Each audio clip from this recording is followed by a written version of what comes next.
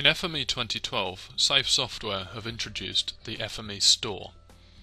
This is a place you can go to access workspace templates, custom transformers, or custom formats that have been made available by members of the FME user community and Safe Software themselves.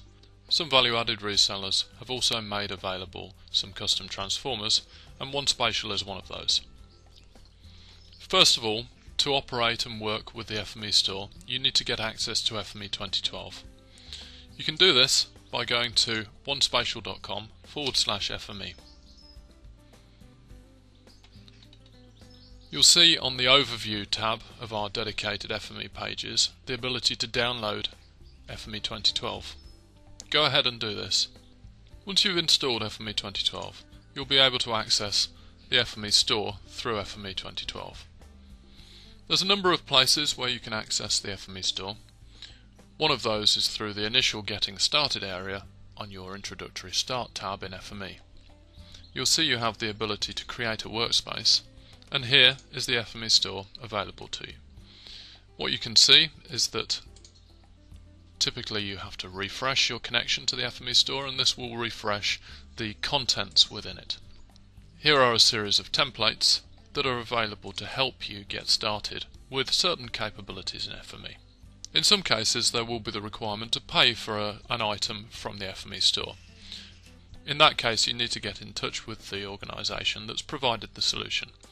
But lots of capabilities inside the FME Store are available for free.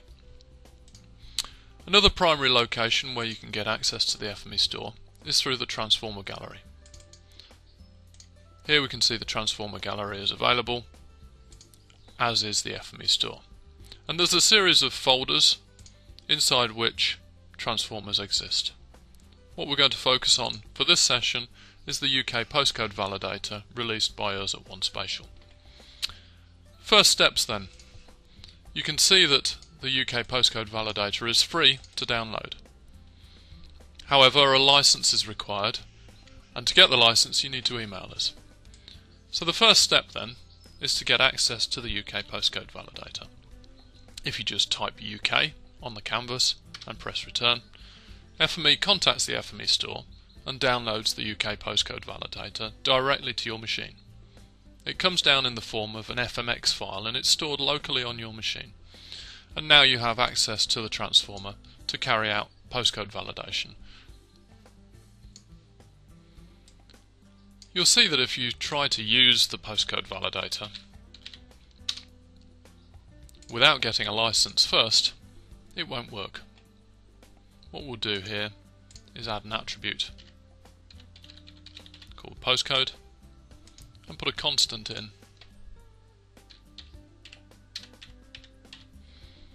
Just a random postcode to begin with. Dive into the UK Postcode Validator, set the attribute that contains the postcode we want to validate, and we'll connect some loggers to check to see if anything comes out of the right hand side of the transformer. If we run this translation, you'll see that the postcode feature enters the validator but nothing comes out. We need to go and check the log to see what's happened here. And you'll see that there's a warning, and the warning says that the UK Postcode Validator is not available to use without emailing fme@onespatial.com to get a free license. So what you need to do is go to Help and About, go to More Info, check what your registration key is, copy it and paste it into an email, and then email us at fme@onespatial.com. We'll then send you back a license to use the UK Postcode Validator. The UK Postcode Validator license file will look like this: UKPostcodeValidator.3RDLIC. Take that file and go and put it into your FME licenses directory. So take a look at where your FME desktop is installed. Mine here is installed on the C drive in a folder called FME Desktop 2012, and then find the licenses directory. You'll see it's here. Just paste the license file into that folder. Now when you go back to FME and run the same workspace, you'll see that a feature exits the UK postcode validator, and we can see it's come out of the valid port to indicate that we have a valid postcode. You know that the UK postcode validator is correctly licensed when features exit either one of the ports. If you get no features out of either end on the right hand side of the transformer, you'll know that you haven't correctly licensed the transformer. We can see that if we have a look in the log, this postcode is valid.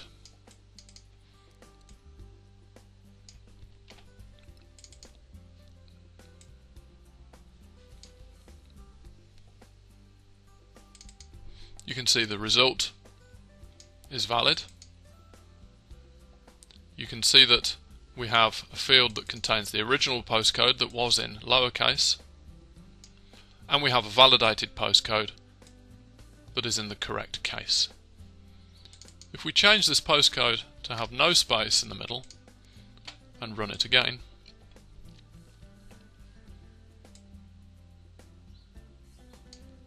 you'll see that the postcode gets validated. It's still valid, and into the validated postcode attribute we have an attribute that contains the space in the correct place.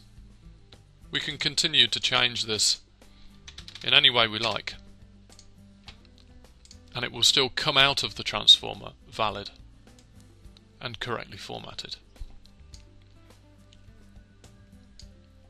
Formatting is one thing that the UK postcode validator does well. The other thing that it will do is identify whether there is a problem with your postcode. For example, if I put a dollar symbol instead of the 4,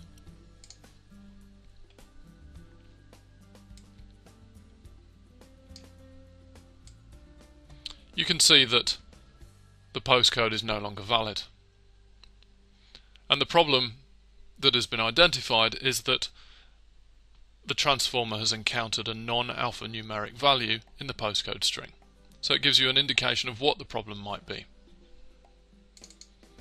There are 9 different types of problem that the postcode validator transformer searches for. A common one is an O instead of a 0.